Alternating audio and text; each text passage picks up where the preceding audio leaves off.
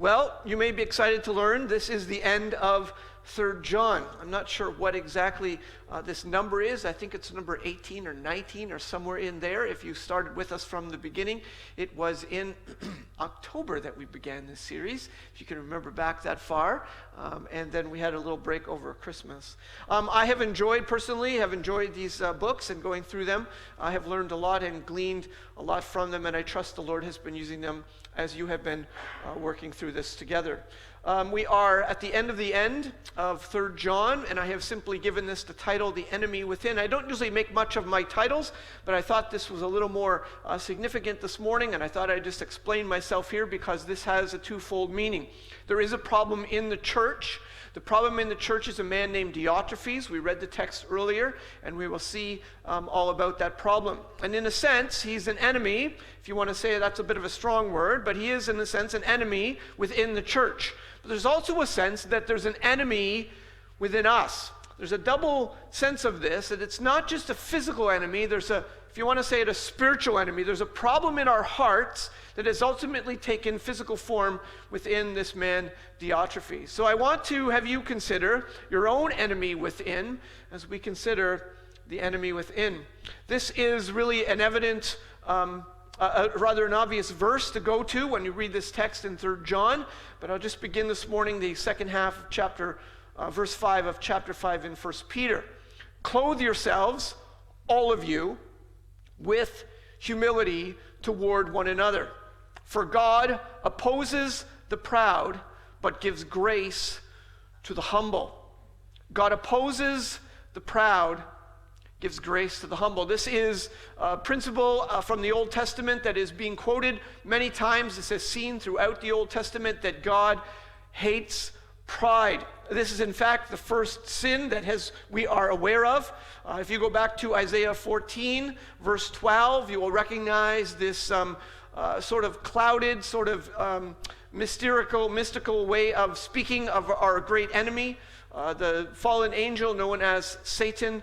O you fallen from heaven, how you are fallen from heaven, O day star, son of dawn. These are titles. How you are cut down to the ground, you who laid the nations low. And then we have recorded in verses 13 and 14 the infamous 5 I wills of Satan's claim. You said in your heart, I will ascend to heaven above the stars of God. I will set my throne on high. I will sit on the mount of assembly in the far reaches of the north. I will ascend above the heights of the clouds. I will make myself like the Most High. It seems the first sin that was come into God's created order was the sin of pride.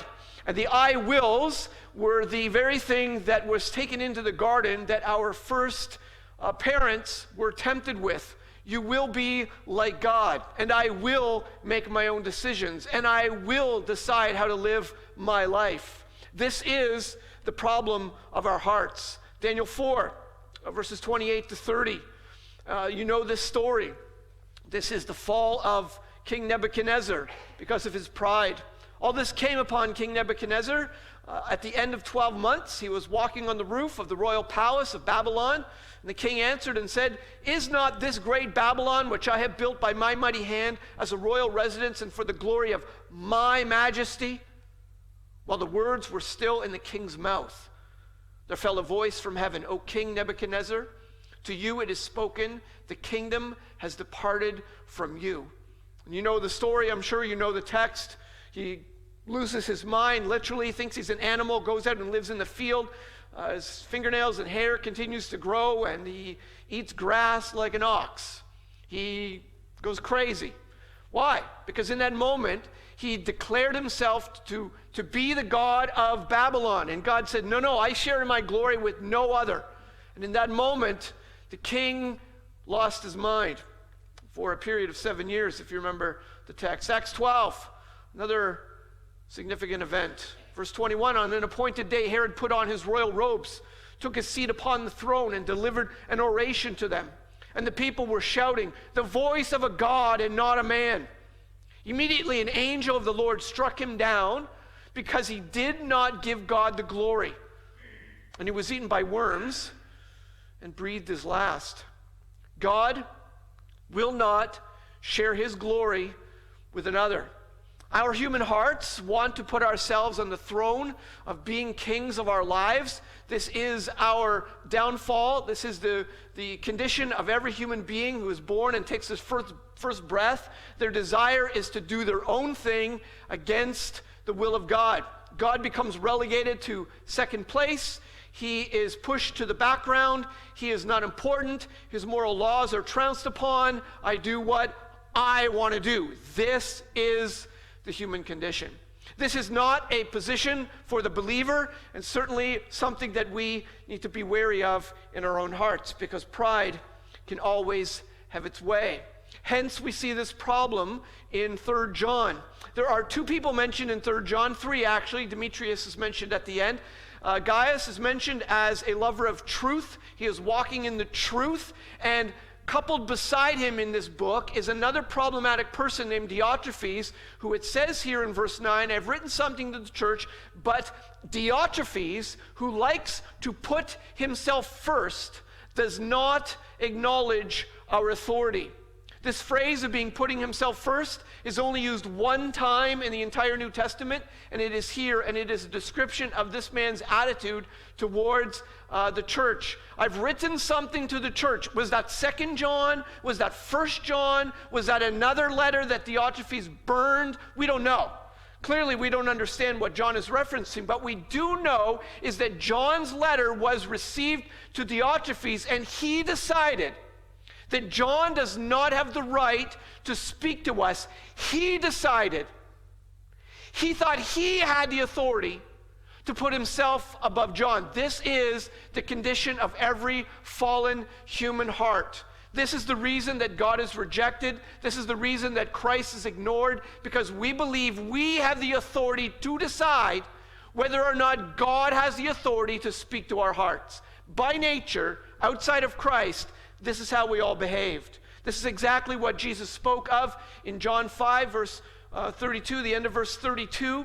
He tried to make mention of this. Whoever does not honor the Son does not honor the Father who sent him.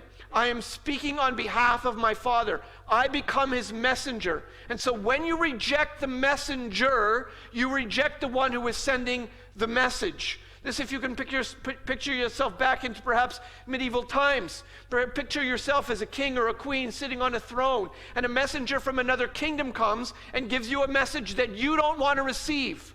So how do you reject that king and that message? You reject the messenger. You send the messenger back with their tail between their legs. And by rejecting the messenger, you have ultimately rejected and insulted the king. That is exactly what Diotrephes is doing as he hears the word of God. He has decided, I don't accept this. It doesn't pass through my scrutiny, and therefore I reject it. And this is what Jesus said. When you reject me, I am the messenger from God. And when you're rejecting me, you're ultimately rejected everything of God. This is how we treat Jesus. We reject him because we think we know better. Jesus cried out and said, John 12, 44, 45, whoever believes in me, believes not in me, but in him who sent me. And whoever sees me, sees him who sent me. This is John's way of tying in this notion of God's triune nature with the fact that Jesus is here, the Father's in heaven. How does that work? I don't know, but if you've seen Jesus, you've seen God. They're together. You can't reject one without rejecting the other. This is the difficulty that has taken place in 3 John. It seems to be the reason for the letter. Something of human nature has risen to the fore. Diotrephes loves to be first. I don't need to tell you that this is something that we all might wrestle with at some point in our lives. In some ways, this is a message that you might listen to by listening with your elbows. You might think that when I'm speaking about somebody's pride, you might be saying, hey, hey, he's talking about you. No, I'm not talking about hey, hey. I'm talking about you, because this is exactly who we are, and it is your pride that would tell you that, in fact, this has nothing to do with you because you're not like this at all. Well, surprise, maybe you are, Because this is exactly what we all wrestle with, and this is the struggle that we all know as the enemy within. There is a secret desire in our hearts to be noticed. There is a love for being first. This is something that is natural to us. This shows itself in the way we carry ourselves and have our conversations and want to be noticed, and are hurt when our feelings are hurt, when we're not noticed, when we're overlooked, when anything takes place that doesn't put me first. This can have an upper hand. And clearly this has taken hold in Diotrephes' life in such a way that now his desire to be first has led him to a place where he believes that what you do or say has to pass through my scrutiny. It has to meet my requirements. You have to please me in order for this to be acceptable. It's not a far step for our hearts to reach out for this kind of a position. It is the judgment call that people listen to and sit on a Sunday morning while they decide whether or not to accept the Word of God because they don't like people who wear a goatee or whatever excuse you've got. They have their reasons that they can pass through what is being said, and it has to pass through my scrutiny. It has to meet my criteria. And if it doesn't meet and tick all my boxes, then I don't have to listen to what is being said. This is human pride. It is human nature. This is often motivated, sometimes it's so motivated by a sense of ownership.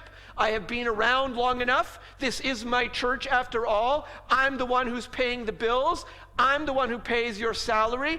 I'm the one who's been here long enough to deserve this Sunday school class. It's my Sunday school class. This is my classroom. This is my room. You don't tell me what goes on in my place. I'm not suggesting that's here in Pinegrove. I'm telling you that spirit exists within the heart of every person, and it can rise up and take hold, and it feels justified. It feels right. It feels good. It feels natural, and we make every excuse to explain it away and accept it when it's nothing more than pride.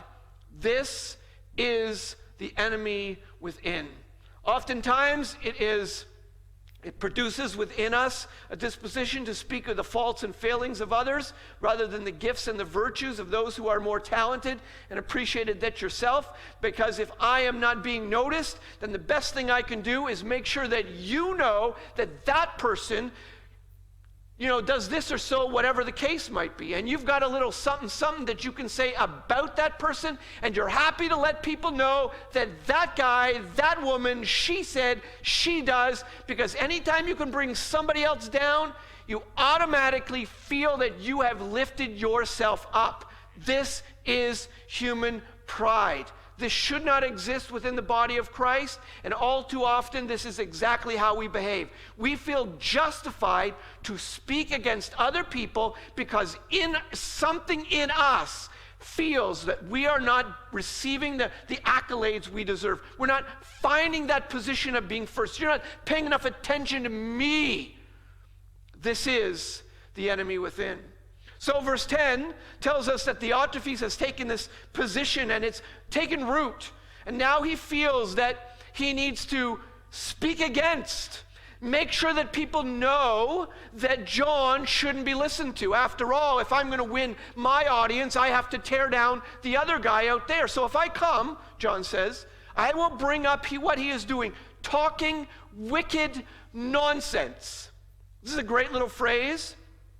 It literally means, the Greek word, phleureo, means literally to talk nonsense, but it comes, I found this interesting, so I'm pretending you will too. It's a word that actually is morphed from another word. It's not put together. I'm not sure how to explain this to you, but there's another word in Greek, phleuraos, and it means to bubble up or to boil over. So what the Greeks have done is they used the word for something, a pot potatoes boiling over, and used that word and morphed it slightly to a word that means you're talking nonsense. Can you see the link? Perhaps not initially. Think of something boiling over. There's spit, there's steam, there's froth, there's bubbles, but there's no substance. There's maybe a little pain involved if you get hit with a speck of boiling water, but there's really nothing to it. It's emptiness. It's void. It's pointless. There's venom, there's heat, there's anger, there's boiling, but it's nothing. It's foolish nonsense. And this is the verb that is used to describe what Diotrephes is doing. Not content to just keep John out, he now has to bitterly speak against him. This is human pride at work. This is what Nehemiah faced. If you remember the text in Nehemiah 6, verses 5 and 6, in the same way, when they were building the wall and receiving some opposition, Sanballat, for the 5th time, sent his servants to me with an open letter in his hand. Why is that letter open? So that everybody along the path while it's being delivered can snoop in and read it. So that the little bit of juicy gossip that's inside, everybody can know it. He sent me an open letter. It was written, it is reported among the nations, and Geshem also says it, that you and the Jews intend to rebel. That is why you are building the wall. And according to these reports, you wish to become their king. And you have set up prophets to proclaim concerning you in Jerusalem. There is a king in Judah. And now the king will hear of these reports. So now come and let us take counsel together. Then I sent to him, saying, no such things as you have said have been done, for you are inventing them out of your own mind. For they all wanted to frighten us, thinking that our hands will drop from the work and it will not be done. But now, O God, strengthen my hands. What's going on? The enemies didn't want the wall built, and they saw them succeeding, and they saw them progressing, and now their little pride is hurt. Oh, there could be another kingdom in vying. We need to speak against them. And they start rumors. This is the enemy within. There's an attitude that carries a critical fault-fighting disposition that desires to pick apart somebody else, and make sure that when we see somebody's fault, not only do we revel in it, perhaps we desire for other people to see it as well. This is motivated often by a fear of being set aside, or having already been set aside, feeling somehow that they do not deserve this position of being ignored. There's a feeling of confidence, how much they know. There's an arrogance that comes with this kind of pride, if I can say it that way. It comes from a foundation of feeling that I know more than you, whether it's my color of my skin, whether it's my economic situation, my education, whatever the case, I'm obviously superior to you. There's a feeling that the confident feeling in their own leadership, and in fact they should be in charge. This is Diotrephes as he begins to look down on others. It is the enemy within, talking wicked nonsense. Not content with that, verse 10 says, he refuses to welcome the brothers. So now he decides he now has to demonstrate that he's in charge. It's not enough to speak words. He now has to do something physically to let everybody know he's the boss. This is always the next step. Once you begin to feel confident and feel comfortable with the way that you speak about other people, and to find your feet and to find that place of comfort as you think you've got some position of higher moral ground or whatever the case, you now begin to actually respond. You'll now speak out in the business meeting. You're now going to let everybody know how things should go. You're now going to make sure other people come on side with you. You're now going to decide what you need to do so that you can get people to rally around you. You refuse to welcome the brothers. The context of this, of course, is hospitality. If you remember from 2 John, that was the case, and in 3 John as well. It seems that there are those people who are itinerant preachers who are passing through and who are looking for a place. 2 John is, do I help somebody whose doctrine is wrong? Should I let them stay with me? 3 John is, you're letting people stay with you. Good for you. You're encouraging those and promoting the faith. So that is exactly what Diotrephes is doing. Anybody who comes now, he's decided, I'm sorry, you can't stay here. This is the enemy within. It is built on an independent, self-sufficient spirit, often an unteachable spirit that refuses to listen and receive anything from anyone. It seeks to gather followers who perceive this person as knowledgeable or as a leader. This is the desire, ultimately, oftentimes. Again, I'm not suggesting that this is a situation in Pinegrove. By God's grace, there is great unity within our body. But I just remind you as we come to this text, that the enemy does exist and we need to be careful. He seeks to gather followers who perceive him as a knowledgeable leader, and he waits. Oftentimes, you'll notice that this people with pride issue, they are the people who decide that you're the one with the problem. I'm going to wait for you to come to ask for forgiveness. There's a little bit of a row here, but clearly it's not me. Would never be me. Any problem in this situation, any little situation that's come up, it's all about you, and you need to make yourself right, and you need to figure that out, and you need to deal with that, but I certainly don't.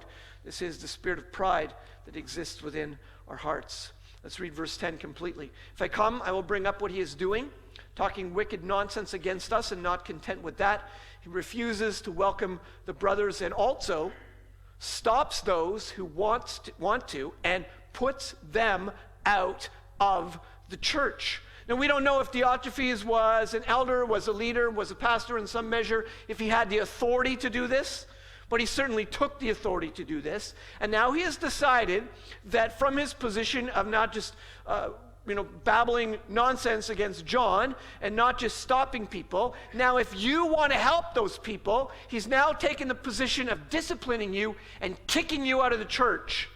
How did this man get in this position? He obviously has an unyielding, headstrong disposition. If this doesn't describe some people that you have met through your journey of life, then you have not lived long enough. This is the spirit of pride. I know what's right for you. And I'm going to tell you, you're in my house, I'm going to tell you how to live, you're going to do what I say, blah, blah, blah, blah, blah. There's a respect for your parents, and then there's an unyielding, headstrong disposition that seems to usurp any authority as a father in some homes. That's not to suggest that's your home, but I'm just saying maybe you grew up like that. There's a driving, commanding attitude. There is a disposition that says, I am right, you are wrong, this is going to happen my way or the highway. There's no room for compromise. They make every spiritual excuse to push ahead and to make everything as damaged as it could possibly be. This clearly is not the work of the Spirit of God. There's a disposition to criticize, to pick flaws when set aside or unnoticed. There is a stubborn, unyielding, unteachable spirit. It assumes a role of leadership that was not given to them.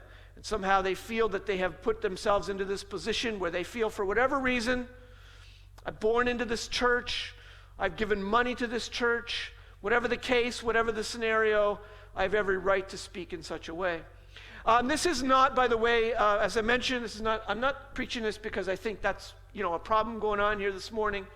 I'm just simply speaking to the word as we open it up. But I just want you to tell you, if you think this is a naive talk, it isn't. There are many pastors, and I've heard too many stories of churches that have split, pastors that have been asked to leave simply because of power brokers who thinks that they own the church and have the right to run the church, and who have muscled their way in and decided that they have every right to be cruel. Beloved, verse 11, do not imitate evil, but imitate good. Whoever does good is from God. Whoever does evil has not seen God. Demetrius has received a good testimony from everyone and from the truth itself. We also add our testimony, and you know that our testimony is true. So Gaius might be trying to figure this out. Do I listen to Diotrephes? He seems to be in charge, and he sounds like he knows what he's talking about. So John quickly writes this letter and tells him, do not imitate evil. Do you see somebody who's causing dissension? Do you see somebody who's got a disposition to try and make themselves sound like they're spiritual and sound like they're in control and sound like they've got a place to stand and sound like they've got the right to speak and sound like they know what they're talking about, but really they're motivated by something beyond the glory of God? It's the glory of themselves. Do not imitate that. Do not look out for that. Do not get sucked into that. Do not fall into the trap of those people who act like that and behave like that, who've allowed pride to have the upper hand in their lives. Do not imitate evil. Imitate good. Gaius, pay attention to what I've said. Walk in the truth. And don't look to that. Do you want a good example? Demetrius. Maybe I'll send him to you. Maybe he's in the church already. I don't know where Demetrius falls into this. But Demetrius has received a good testimony. Look at him.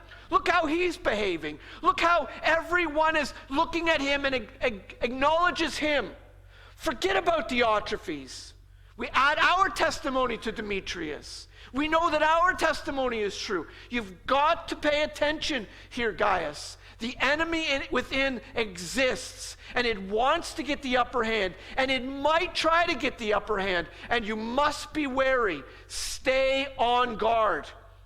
Just to round things out this morning, I'll just give you a few more little examples of how pride works in our lives.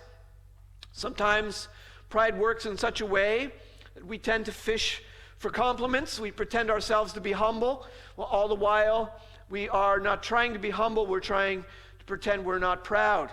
We just say things like, oh no, it's not good enough. I couldn't do that. No, not me. No. Are you just fishing for a compliment? Is it your pride? I'm just asking you, have you ever thought about this? It is your pride that leads you to believe you have what we would call an inferiority complex. You ever think about it this way? Your pride, pardon me for insulting you, okay? If the pew fits, wear it.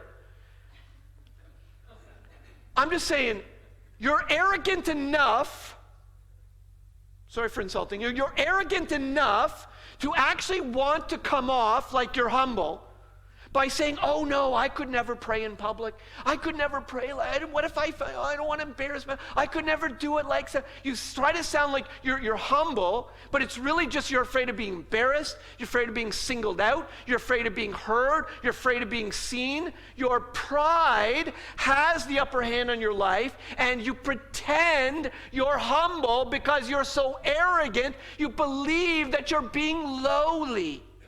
You're not being lowly. You're being proud, and pride drives you to pretend that you're small. You're not small. You think you're so great that you could never be heard. You're too embarrassed.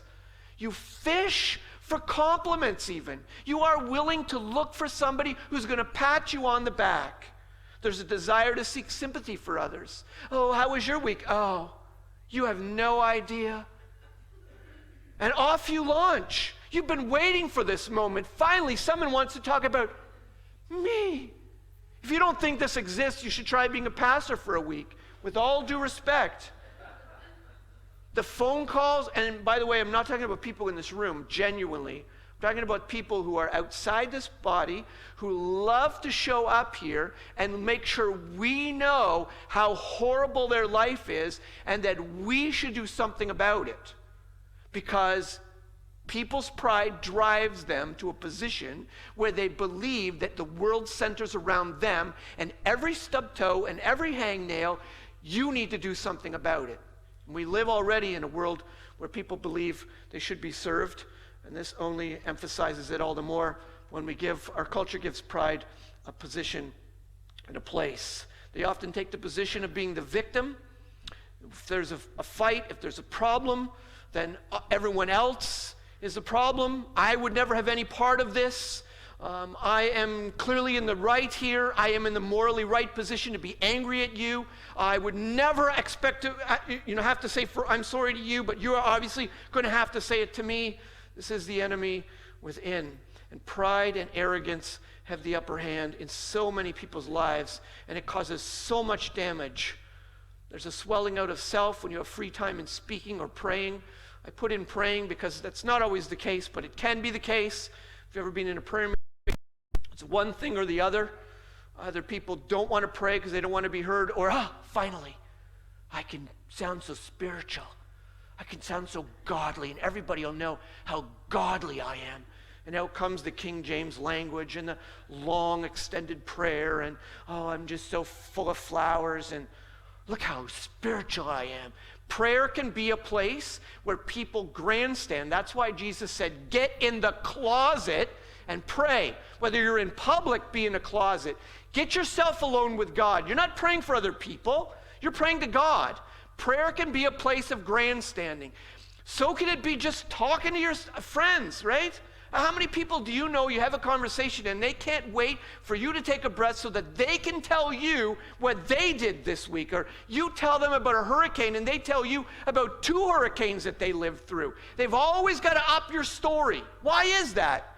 Pride loves to listen to itself. This is who we are. And by the way, with all due respect, I'm talking about all of us because this is our nature. We need to be aware of who we are and recognize that the cross was given to us so that we might have victory over our flesh. It is a drawing attention to ourselves in conversation. This is all too readily available for examples that I can think of, so I will leave it there. This is exactly what we do. And I find myself doing this more often than I am too embarrassed to say. The struggle that I have, did I confess my sins before you? Is to remember to ask you how you were. I'm just so busy in my whole mind. This is my excuse. You know what it is? I am consumed with me. You ask me, how was your week? I'm happy to tell you, and I never turn around and say, and how was your week? And if you've ever noticed that of me, I walk away just embarrassed at how arrogant I am. That is who we are. I don't care about you. That's the attitude that I have in that moment. What? That is pathetic. God, forgive us of our sins. I had much to write to you, but I would rather not write with pen and ink. I hope to see you soon, and we will talk face to face. Peace be to you. The friends greet you. Greet the friends, every one of them. Thus ends the book of 3 John. This was not a rebuke this morning, just a reminder of a problem within the first century church that still exists today because the human heart hasn't changed at its core. Christ has redeemed us, and redeemed believers now are called to put to death the misdeeds of the body that we might live. Put to death that it was in you that wants to take first place, that Christ would be seen in you. Can I end this the way I began this? Clothe yourselves, all of you, with humility towards one another. For God opposes the proud and gives grace to the humble. Clothe yourselves, put it on, wear it, dress it up, button it, zip it. Make sure that's what you wear all the time because your heart wants to be first. And it's happy to be first. And it's happy to suck up the gossip and the dirt. And it's happy to spread it around and talk about somebody else and put that down. It's happy to look for the edge so that you can people around you. It's happy. It makes you happy to feel like you're on the upper hand, just to somehow be on the inside a circle that knows really good stuff that's going on in the church that nobody else knows. It makes you feel important. Clothe yourselves with humility towards one another because God, this is not that the pastor's against you. Who cares? God is against you. That's not a joke. God is opposed to the proud. He opposes you. Do you want to live like this? This is why our hearts must walk in humility before the God who hates pride. We are a people who are called to walk in humility before a holy God. If your heart knows that it's proud this morning, you need to humble yourself before God and admit that you are proud. That is your only way out. This is the book of 3 John.